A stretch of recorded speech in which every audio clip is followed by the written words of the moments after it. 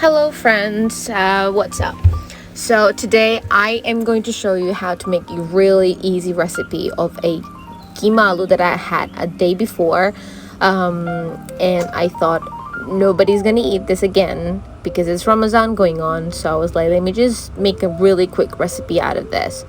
So I took the keema, separated the aloos from it, and then boiled some macaronis. And I wanted to have, like, the keema was a bit like dry, so I had to add some tomato puree in it to make it a bit more saucy, because I was thinking that I'm going to make this oven baked lasagna type of situation here, macaroni lasagna basically. So I've added a bit of a tandoori masala because I was like, why not, you know, just to have a bit more of a taste, because obviously you're gonna add lots of macaronis in there and to have just a little bit extra taste. So, and then on the other side I was going to make white sauce. For that I had like a butter, flour. If you would like to know the recipe, I'll leave that in the description box below for you to check it out.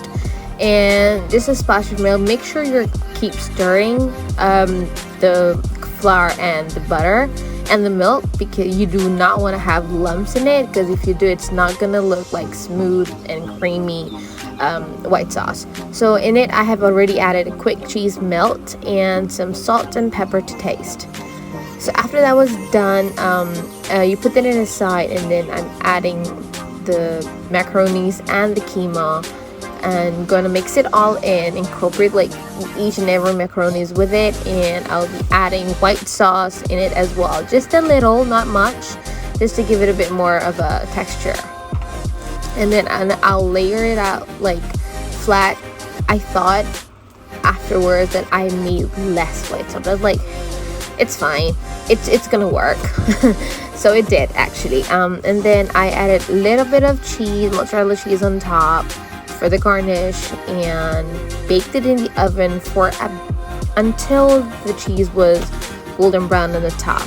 And it was so good, you guys. Like, you really have to try this out if you have like a leftover aloo keema at home sitting and you don't know what to do with it. So you really have to try this recipe. It's like so mouth watering, and it was so delicious, and it's quick and easy one. So if you do try it, let me know. Bye.